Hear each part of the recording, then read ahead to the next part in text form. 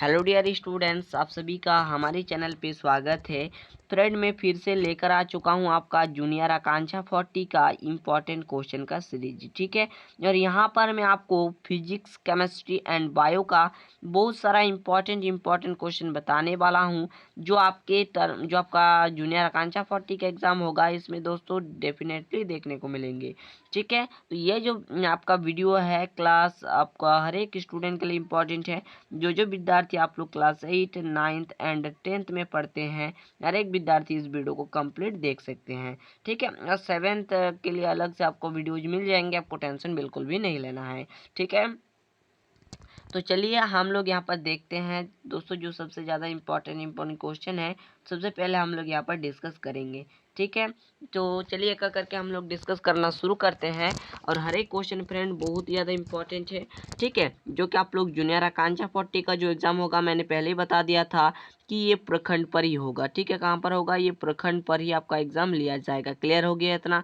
तो चलिए स्टार्ट करते हैं ये वीडियो, यार आपको हर एक क्वेश्चन को अच्छे तरीके से समझ में आएगा। ठीक है, तो चलिए। तो फ्रेंड यहाँ पर पहला क्वेश्चन आप लोग देखिए, यहाँ पर क्या है प्रश्न। पहला प्रश्न आपका दिया गया है कि 1 मोल बराबर होता है। तो फ्रेंड 1 मोल बराबर होता है 6.022 गुणा 10 की घात 23। यही आपका जो कण है ये कण के बराबर होता है। ये जो आपका यूनिट है, ये जो आपका क्या है यूनिट है, इसके बराबर दोस्तों होता है 1 मोल। ठीक है, 1 मोल इक्वल टू आपका क्या होता है, एक मिनट आप लोग मैं एक बार बता देता हूँ कि 1 मोल अगर कहा जाए तो आपका ये आंसर होगा। अगर यहाँ पर कुछ इस प्रकार से भी क्वेश्चन पूछा जा सकता है कि 1 मोल यहाँ पर हाइड्रोजन परमाणु का मान कितना होगा, तो आप लोग को कितना बताना है, सिंपल सा आपको 6.022 गुणा 10 की घात 23 ये आपको बताना है। चाहे 1 मोल किसी का भी रहे, परमाणु रहे, अणु रहे, कुछ भी रहे, तो इसी प्रकार से आपको बनाना है फ्रेंड। ठीक है, आई होप ये क्वेश्चन आप लोग को अच्छे तरीके से और इजी तरीके से समझ में आ गया होगा। तो चलिए देखते हैं नेक्स्ट क्वेश्चन क्या है। तो फ्रेंड यहाँ पर 2 नंबर क्वेश्चन देखिए, क्या है कि तोरण का एसआई मात्रक क्या है, यानी कि एसआई यूनिट आपको बताना है। ठीक है, तो चलिए देखते हैं कि तोरण का एसआई यूनिट क्या होता है। तो इसका एसआई यूनिट होता है मीटर, इसका होता है मीटर पर सेकंड स्क्वायर, इसका एसआई यूनिट होता है। ठीक है, जो कि आप लोग के लिए एक मोस्ट इंपॉर्टेंट क्वेश्चन था कि एसआई यूनिट से आपका क्वेश्चन पूछा जाएगा। क्लियर हो गया? तो चलिए आगे देखते हैं और अगले क्वेश्चन के ऊपर डिस्कस करते हैं। अगला क्वेश्चन यहाँ पर क्या है। तो फ्रेंड यहाँ पर अगला क्वेश्चन देखिए आप लोगों के सामने, यहाँ पर अगला क्वेश्चन क्या है। यहाँ पर अगला क्वेश्चन दिए गए हैं कि प्रतीक आपका यहाँ पर दिए हैं कि सी का दोस्तों जो आपका परमाणु संख्या है वो 6 है, और नीचे ये जो 12 देख पा रही हैं परमाणु द्रव्यमान संख्या। ठीक है, से कार्बन की द्रव्यमान संख्या कितना है ये आपको बताना है। तो कि मैंने अभी आपको बताया कि दोस्तों जो आपका ऊपर में दिया होगा, जैसा कि मैं यहाँ पर लिखता हूँ, तो चलिए बहुत अच्छे तरीके से समझा देता हूँ यहाँ पर। ठीक है, यहाँ पर कार्बन है। ठीक है, कार्बन के नीचे में है 6, ये आपका दोस्तों क्या डिनोट करता है, एटॉमिक नंबर। ठीक है, एटॉमिक ठीक है, यहाँ पर क्या एटॉमिक नंबर को क्या करता है, डिनोट करता है। नीचे यहाँ पर दोस्तों ऊपर में दोस्तों जो 12 दिया गया है ये आपका डिनोट करता है एटॉमिक मास। ठीक है, मास ऑफ मास ऑफ आपका एटम। ठीक है, जो आपका एटम है, एटम का मास कितना है ये डिनोट करता है। मास मतलब होता है द्रव्यमान। तो ये जो 12 है ये इसका ये है क्या है, ये द्रव्यमान है जो कि आपका पूछा गया था। तो यहाँ पर 12 आपका बिल्कुल सही जवाब हो जाएगा। ठीक है, तो इसी प्रकार से आपको बनाना है फ्रेंड। तो ये भी क्वेश्चन आप लोग को समझ में आ गया होगा। ठीक है, तो चलिए बढ़ते हैं अगले क्वेश्चन का और। तो फ्रेंड यहाँ पर नेक्स्ट क्वेश्चन देखिए आप लोग, चौथा नंबर क्वेश्चन की ओजोन गैस पाई जाती है। तो ओजोन गैस दोस्तों समताप मंडल में पाया जाता है, जो कि आप लोग के लिए एक इंपॉर्टेंट क्वेश्चन था जो कि मैंने आपको बताया। और ये क्वेश्चन दोस्तों बहुत ही ज़्यादा पूछे जाने की चांस है। ठीक है, पूछा जाने वाला क्वेश्चन। उसके बाद आपका नेक्स्ट प्रश्न यहाँ पर दिए गए हैं, जैसे कि आप लोग देख रहे हैं क्या है कि सोडियम का सही इलेक्ट्रॉनिक विन्यास यानी कि इलेक्ट्रॉनिक कॉन्फ़िगरेशन कौन सा होगा। तो चलिए इलेक्ट्रॉनिक कॉन्फ़िगरेशन निकालना आपको सिखा देते हैं।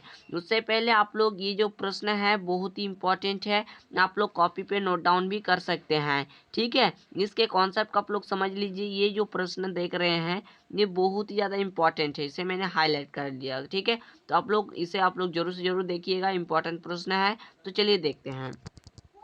तो देखिए यहाँ पर आपका सोडियम यानी कि Na, जिसे हम लोग Na से डिनोट करते हैं, इसका परमाणु संख्या होता है 11। तो चलिए इलेक्ट्रॉनिक कॉन्फ़िगरेशन करते हैं। तो इलेक्ट्रॉनिक कॉन्फ़िगरेशन करने का जो नियम होता है क्या होता है, 2 8 फिर 8 होता है। ठीक है, इसी प्रकार से आपका चलता जाता है। ठीक है, तो यहाँ पर देख लीजिए 2 आया। ठीक है, उसके बाद आपका 8 भी आया, यानी कि कितना हुआ, 10 आ गया। उसके बाद आपका फिर जो अगला आपका कक्ष आएगा, इसमें 1 इलेक्ट्रॉन आएगा। ठीक है, तो 2 8 यानी कि 2 8 1। ठीक है, आपका ये आपका बिल्कुल सही जवाब होगा। ठीक है, इसी प्रकार से अगर आपका ज़्यादा होता तो यहाँ पर फिर 8 आता। ठीक है, इसी प्रकार से चलता जाता, 2 8 8। ठीक है, फिर 2 8। ठीक है, इसी प्रकार से क्या होता है, चलते जाता। क्लियर। तो इस प्रश्न का जवाब आप लोगों को मिल गया। तो चलिए आगे बढ़ते हैं और अगले क्वेश्चन के यहाँ पर डिस्कस कर लेते हैं फ्रेंड। ठीक है, जो कि ये प्रश्न बहुत ही इंपॉर्टेंट था, इसलिए मैंने आपको अच्छे तरीके से और इजी तरीके से बताया। ठीक है, इसी प्रकार से आपको करना है हर एक चीज़ को। ठीक है, जो चलिए अगला क्वेश्चन देखते हैं। तो फ्रेंड जैसा कि मैंने बताया, यहाँ पर मैं आपको बायो का भी क्वेश्चन बताऊंगा और फिजिक्स का भी क्वेश्चन बताऊंगा एंड केमिस्ट्री का भी क्वेश्चन बताऊंगा। तो देख लीजिए यहाँ पर नेक्स्ट को जो क्वेश्चन है वो बायो का क्वेश्चन है। क्या है कि आत्महत्या का थैला किसे कहा जाता है। तो आत्महत्या का जो थैला है लाइसोसोम को कहते हैं, याद रखना। ठीक है, उसके बाद आपका जो नेक्स्ट प्रश्न है क्या है, यहाँ पर देख सकते हैं आप लोग कि कोशिका की खोज दोस्तों कब हुआ था। दोस्तों जो आपका सेल है, ठीक है, जो आपका क्या है, सेल जो है आपका, इसकी खोज दोस्तों कब हुआ था ये आपको बताना है। तो दोस्तों जो सेल है, सेल की खोज 1665 ईस्वी में हुआ था, जो कि आप लोग यहाँ पर देख सकते हैं। ठीक है, सेल आप लोग समझ सकते हैं कि जो आपका सेल है, इसकी दोस्तों जो खोज हुआ था 1665 ईस्वी में हुआ था।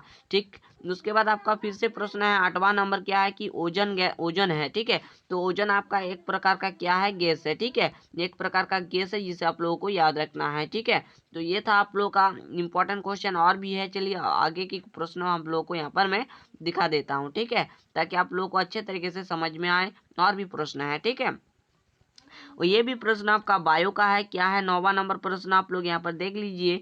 ठीक है, जो कि आप लोग का लिए इम्पोर्टेंट प्रश्न है। इसी प्रकार का इम्पोर्टेंट प्रश्न पाने के लिए चैनल को सब्सक्राइब कर सकते हैं। और मैं यहाँ पर कह दूँ कि बोर्ड एग्जाम की लगातार तैयारी भी कराया जा रहा है। ठीक है, अगर देखा जाए तो बोर्ड एग्जाम की तैयारी भी आप लोग का किया जा रहा है। ठीक है, जो आपका बोर्ड है, बोर्ड एग्जाम जो होगा, इसकी भी लगातार तैयारी कराया जाएगा। आपको टेंशन बिल्कुल भी नहीं लेना है। ठीक है, ये है आपका एक कंपटीशन एग्जाम। इसमें अगर पास हो जाते हो तो मैं बता चुका हूँ, इसमें रहना खाना पढ़ाना सब कुछ क्या है, फ्री है, ऑफकोर्स फ्री। क्लियर, समझ में आ गया। उसके बाद देखिए 9वां नंबर प्रश्न क्या है कि रोगवाहक कीट का उदाहरण है। तो रोगवाहक दोस्तों जो कीट होता है, इसमें आता है मक्खी, आता है मच्छर, आता है। ठीक है, इसी प्रकार से और भी आप लोग उदाहरण लिख सकते हैं। उसके बाद आपका अगला जो प्रश्न है यहाँ पर देख सकते हैं क्या है, यहाँ पर दिए गए हैं कि क्षारीय पदार्थ का स्वाद दोस्तों कैसा होता है। दोस्तों जो आपका बेस्ड है, इसका दोस्तों जो स्वाद होता है, यानी कि क्षारीय दोस्तों जो पदार्थ होता है, इसका स्वाद होता है कड़वा। ठीक है, यानी कि आपका जो कड़वा टाइप का स्वाद है, इसी में आता है क्षारीय में। अगर हम लोग अम्ल की बात करें तो इसमें क्या होता है, खट्टा होता है। ठीक है, खट्टा। क्लियर हो गया, इसमें होता है क्या है, खट्टा आपका स्वाद होता है। ठीक, समझ में आ गया होगा। ठीक, आई होप करता हूँ कि आप लोगों को समझ में आ गया होगा। उसके बाद चलिए अगला क्वेश्चन देखिए यहाँ पर क्या है। यहाँ पर दिए गए हैं कि प्लास्टर ऑफ पेरिस का रासायनिक सूत्र क्या है। तो फ्रेंड प्लास्टर ऑफ पेरिस का रासायनिक सूत्र आपका क्या होता है, याद रखना। देखिए दोस्तों जो आपका प्लास्टर ऑफ पेरिस है, इसका सूत्र होता है CaSO4 गुना आपका होता है यहाँ पर हाफ H2O। ठीक है, यहाँ पर गुना बोलिए या फिर आप लोग डॉट बोलिए, सेम बात है। क्लियर हो गया। ये प्रश्न बहुत आसान था, मैंने बता दिया, आपको याद रखना है। ठीक है, ये वीडियो हर एक विद्यार्थी के लिए बहुत ही इंपॉर्टेंट है। ठीक है, जो क्लास 8 9th एंड 10th में पढ़ रहे हैं। ठीक है, और 7th का भी वीडियो आप लोग को थोड़ी देर में मिल जाएंगे। क्लियर हो गया। तो चलिए आगे देखिए, अगला प्रश्न आपका यहाँ पर दिए गए हैं कि चिट्टी के डंक में कौन सा अम्ल पाया जाता है। तो चिट्टी के डंक में फ्रेंड आप लोगों का यहाँ पर पाया जाता है मेथेनाइक अम्ल। ठीक है दोस्तों, यहाँ पर दोस्तों जो आपका चिट्टी का डंक है, इसमें मेथेनाइक अम्ल पाया जाता है, जो कि आप लोगों के लिए एक इंपॉर्टेंट प्रश्न है। ठीक है, और देखिए मैं आपको चिट्टी का डंक हो गया, जैसे कि अगर बात करें कि टमाटर में कौन सा अम्ल पाया जाता है, तो आप लोग कमेंट में बताइएगा इसका आंसर। ठीक है, इसका आंसर क्या होगा, कमेंट में आप लोग सारे विद्यार्थी बताना है। और मैं इसी प्रकार का प्रश्न आप लोगों को लगातार दूंगा, आपको टेंशन बिल्कुल भी नहीं लेना है। ठीक है, चलिए आगे बढ़ते हैं। यहाँ पर आपका 13वां नंबर फिजिक्स का सॉरी यहाँ पर दोस्तों जो क्वेश्चन है बायो का क्वेश्चन है। चलिए देखते हैं क्या है कि प्रकाश संश्लेषण का समीकरण क्या है। तो प्रकाश संश्लेषण का पूरा समीकरण आपको याद होना चाहिए, क्योंकि ये भी क्वेश्चन पूछे जाते हैं। देखिए प्रकाश संश्लेषण इंपॉर्टेंट टॉपिक है, इसीलिए इसको आपको याद रखना है। ठीक है, बार बार हम कह रहे हैं, रिक्वेस्ट कर रहे हैं कि आप लोग अच्छे तरीके से पढ़ाई करो। ठीक है, और हमारे अगर आप लोग मोटिवेशन चैनल को सब्सक्राइब नहीं किए हैं, देख सकते हो आपका जो मोटिवेशन चैनल है तो उसका मैं यहाँ पर लिख देता हूँ नाम, ठीक है। आप लोग सब्सक्राइब कर सकते हैं। हमारा मोटिवेशन चैनल है आकाश मोटिवेशन 2.0, ठीक है, मोटिवेशन 2.0, ठीक है। आप लोग इसे सब्सक्राइब कीजिएगा, ठीक है, क्योंकि यहाँ पर मोटिवेशन रिलेटेड मैं वीडियोज देता हूँ आप लोगों को, ठीक है, ताकि आप लोग अच्छे तरीके से तैयारी कर पाएँ, ठीक है। उसके बाद देखिए प्रश्न आपका यहाँ पर दिए गए, जैसे बताया क्या है कि प्रकाश संश्लेषण का समीकरण, ठीक है। इसका समीकरण होता है 6CO2 + 2H2O। यहाँ पर जो होता है ये होता है क्लोरोफिल एंड सूर्य के प्रकाश के कारण दोस्तों जो बनता है ग्लूकोज बनता है C6H12O6, जिसे हम लोग क्या बोलते हैं, ग्लूकोज बोलते हैं, क्या बोलते हैं, ग्लूकोज बोलते हैं, ठीक है। उसके बाद बनता है 6CO2 + 6H2O, ठीक है। इस समीकरण को याद रखना है, इसे आप लोग का पूछा भी जा सकता है, ठीक है।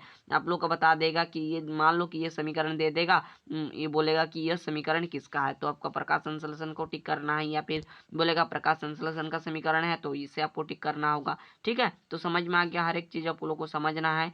उसके बाद आपका 14 नंबर क्वेश्चन देखिए क्या है, आसान सा क्वेश्चन है, चलिए देखते हैं कि यदि वक्रता त्रिज्या, यहाँ पर वक्रता त्रिज्या दिया है आपका 10 सेंटीमीटर, तो फोकस दूरी यहाँ पर आपका आर दिया हुआ है 10 सेंटीमीटर, ठीक है। तो यहाँ पर एफ बराबर आपको फाइंड करना है, तो एफ बराबर होता है R/2।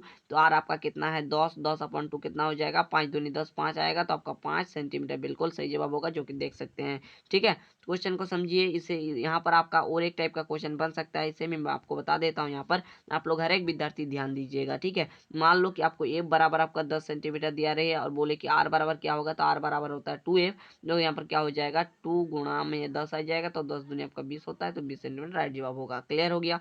उसके बाद अगला प्रश्न, चलिए मैंने जैसे कि उदाहरण में बताया वही प्रश्न टाइप का दिए गए हैं कि यदि फोकस दूरी यानी कि एफ बराबर आपका 14 सेंटीमीटर, तो आर बराबर क्या होगा, तो आर बराबर मैंने क्या बताया 2 गुना एफ होता है। तो आपका देख लीजिए 2F कितना है आपका 14 है, तो 14 दूनी कितना होता है 28 होता है, तो 28 आपका सेंटीमीटर बिल्कुल सही जवाब हो जाएगा, ठीक है। 28 आपका सेंटीमीटर जो है बिल्कुल सही जवाब होगा। तो देख लीजिए आप लोग, यहाँ पर मैंने आपको अच्छे तरीके से और इसी तरीके से बहुत सारे इंपॉर्टेंट क्वेश्चन बताया, और इसी प्रकार का फ्रेंड इंपॉर्टेंट क्वेश्चन एंड आपका board exam and competitive exam दोनों की तैयारी दोस्तों यहाँ पर मुफ्त में कराई जाती है, ठीक। आपको 1 रुपया भी देना नहीं पड़ता है, और आसान, हम ज़्यादा कोशिश करते हैं कि आसान भाषा में आपका एजुकेशन क्वालिटी दे आप लोगों को, ठीक है। हर एक आप लोग वीडियो का एंड तक देखना, ठीक है। हर बार मैं यही आप लोगों से बताता हूँ कि जैसे कि मॉडल पेपर का सॉल्यूशन हो गया, तो मॉडल पेपर का सॉल्यूशन एंड हर एक चीज़ मैं आपको बताता हूँ बिल्कुल मुफ्त में। और आप लोग को बहुत ही जल्द कमेंट कर रहे थे कि सर NCERT को, सर इम्पोर्टेंट लाइन को हाईलाइट करके बताइए, तो इसका भी वीडियो बहुत ही जल्द आने वाला है।